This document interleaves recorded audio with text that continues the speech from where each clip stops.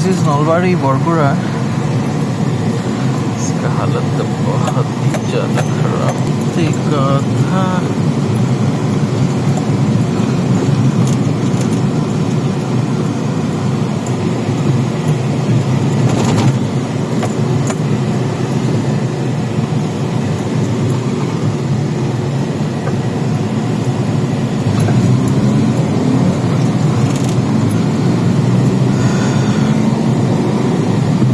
Let's start now.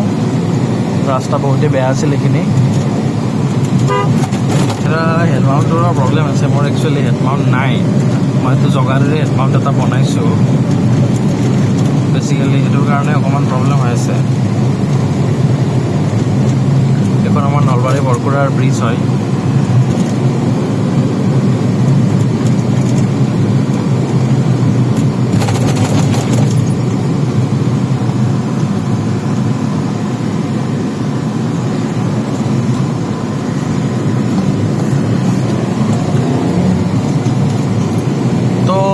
এইখন Alto মই কিনিছিলোঁ 2025 চনৰ মে' মাহত। আজি প্ৰায় 1 বছৰৰ বেছিয়ে হ'ল, কিন্তু গাড়ীখন আজিলৈকে মই ট্ৰান্সফাৰ হোৱা নাই। কাৰণ ইয়াৰ যিটো মালিক আছে তেওঁ আৰু বেংকৰ মাজত কিছুমান লাফৰা আছে। এতিয়া সেইবোৰত মই ফাঁচিছোঁ। এতিয়া মই কেনেকৈ ফাঁচিলোঁ, মই গাড়ীখন লোৱাৰ বাবে বহুত এক্সাইটেড আছিলোঁ। সেইকাৰণে গাড়ী চাইছিলোঁ। মই এল্টোৱে বিচাৰি আছিলোঁ, মাইলেজ চাইলেজ বা খৰচ কমৰ কাৰণে। তাতে আমাৰ নলবাৰীতে এখন গাড়ীৰ ডিলাৰ আছে। সেই ডিলাৰখনে কণ্টেক্ট পালোঁ, পাই কিনে সিহঁতে মোক দেখুৱালে গাড়ীখন মই চালোঁ।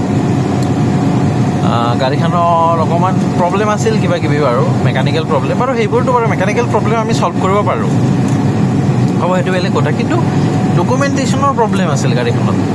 এতিয়া গাড়ী মানুহে লোনেৰে লয়। লোনেৰে লোৱাৰ পিছত যেতিয়া লোনখন কমপ্লিট হয়, তেতিয়া বেংকৰ ফালৰ পৰা যিটো হাইপকেশ্যন লাগি থাকে গাড়ীত, সেইটো গুচোৱাৰ কাৰণে RTOত NOC এখন দিয়ে।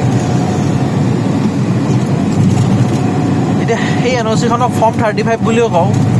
সেই মালিকজনক সেই ফৰ্ম 35 NOCখন দিয়া নাই বেংকে। এতিয়া নিদিয়াৰ কি বা কাৰণ সেইটো মই গম নাপাওঁ। কাৰণ মালিকে কি কথা, মই বহুবাৰ কণ্টেক্ট কৰিছোঁ, কিন্তু মালিকে ফোনটো ৰিচিভ নকৰে। মালিকে এবাৰো ফোনটো ৰিচিভ নকৰে, আৰু ফোন ৰিচিভ কৰি কয় মোৰ পৰাতো গাড়ী লোৱা নাই, তই যাৰ পৰা গাড়ী লৈছোঁ তাৰ লগত কথা পাত। কাৰণ মই গাড়ীখন এখন ডিলাৰৰ পৰা লৈছিলোঁ, হয়ো কথাটো বাৰু। ডিলাৰে মোক ট্ৰান্সফাৰ কৰি দিব লাগে, কিন্তু NOCখন নোহোৱাকৈ সিহঁতেও ট্ৰান্সফাৰ কৰি দিব নোৱাৰে। সেইকাৰণে মই গাড়ীখন লোৱাৰ পিছত এতিয়া মই বহুত বেয়াকৈ ফাঁচি আছোঁ। আৰু গাড়ীখন মোৰ ট্ৰান্সফাৰ হোৱা নাই এতিয়ালৈকে মোৰ নামত। এতিয়া মোৰ নামত ট্ৰান্সফাৰ নোহোৱা কাৰণে মই মানে গাড়ীখন অলপ দূৰলৈ লৈ যাব অলপ বেয়া পাওঁ। কাৰণ মোৰ নামত ট্ৰান্সফাৰ হোৱা নাই। কিবা এটা প্ৰব্লেম হ'লে, মেইনলি গাড়ী ট্ৰান্সফাৰ নহ'লে বাৰু গাড়ী যাৰ নামত থাকে মালিকৰে মেইনলি প্ৰব্লেম হয়, মোৰ বিশেষ প্ৰব্লেম নহয়। কিন্তু ষ্টিল আৰু মই এতিয়া হ'লোঁ লিগেলত চলা মানুহ। তো এনেকুৱা কাৰণত মোৰ মানে বহুত ধৰণৰ প্ৰব্লেম ফেচ কৰি আছোঁ। তো আপোনালোকে গাড়ী লওঁতে এইটো কথা মনত ৰাখিবলৈ যে ডকুমেণ্টেশ্যন, স্পেচিয়েলি NOC বা গোটেইখিনি বস্তু ভালকৈ চাব, নহ'লে বা গাড়ী ট্ৰান্সফাৰ হোৱাতে ভালেখিনি প্ৰব্লেম হয়। তাৰপাছত গাড়ীখনত আৰু বহুত প্ৰব্লেম আছিল। গাড়ীখনৰ AC টো বেয়া আছিল, এতিয়া মই ভাল কৰিছোঁ বাৰু। AC বেয়া আছিল, মিটাৰ বেক আছিল গাড়ীৰ, কিবা কিবি জেগা ৰিপেইণ্টেড আছিল। কাৰণ ফাৰ্ষ্ট টাইম গাড়ী কিনিলে আমাৰ ইমান এক্সপিৰিয়েঞ্চ নাথাকে, আমি বহুত এক্সাইটেড হৈ থাকোঁ আৰু গাড়ী কিনাৰ কাৰণে। সেই এক্সাইটমেণ্টৰ চক্কৰত ডিলাৰে আমাক মানে বহুত বেয়াকৈ ঠগি দিয়ে। সেইটো মানে এটা বহুত ডাঙৰ ইছ্যু হয়।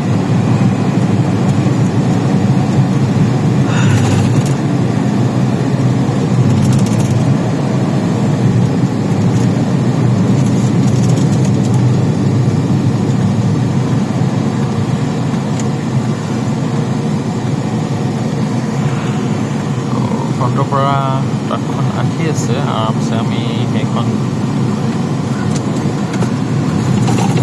এইখন গাড়ী এতিয়াও কিবা কিবি প্ৰব্লেম আছে।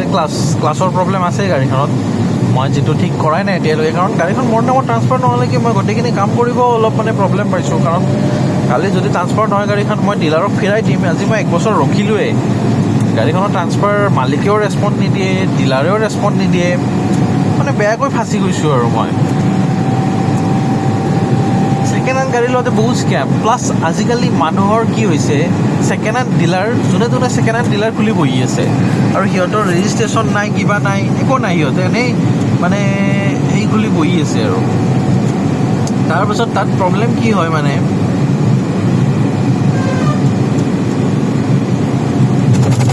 গাড়ীবোৰ মানে বহুত দামত বেচে। ফাৰ্ষ্ট কথা, এতিয়াতো আপোনালোকে জানে যে E20 আৰু E0 পেট্ৰল, মানে য'ত ইথানল মিক্স থাকে পেট্ৰলত। তো পুৰণা গাড়ীবোৰ সকলোবোৰ E0 গাড়ীয়ে, মেক্সিমাম গাড়ী E0, যিবোৰ মানে ধৰক 2020ৰ আগত, আৰু এক্সেপ্ট হণ্ডাৰ E20 আছে। তাত বাহিৰে বাকীবোৰ গাড়ী এখনো E20 কমপ্লাইণ্ট নহয়। তো সেইটো কাৰণে যিখিনি পুৰণা গাড়ী আছে সেইবোৰৰ মাইলেজ ভালেখিনি কমি গৈছে। তো মাইলেজতো প্ৰব্লেম আছেই পুৰণা গাড়ীত। তাৰপাছত যিবোৰ পুৰণা ডিলাৰ আছে সেইবোৰ মানে ইমান দাম কয় গাড়ীৰ, বহুত বেছি দাম কয়, আৰু মানুহে কিনিও লয়। সেই ডিমাণ্ড এণ্ড চাপ্লাই, মানে আপোনালোকে যিবোৰ E0 গাড়ী কিনিছে সেইবোৰৰ প্ৰব্লেম আহিব। আপোনাৰ ফিউল পাম্প, ফিউলৰ বহুত ধৰণৰ প্ৰব্লেম আহিব, বহুত ইছ্যু আহিব।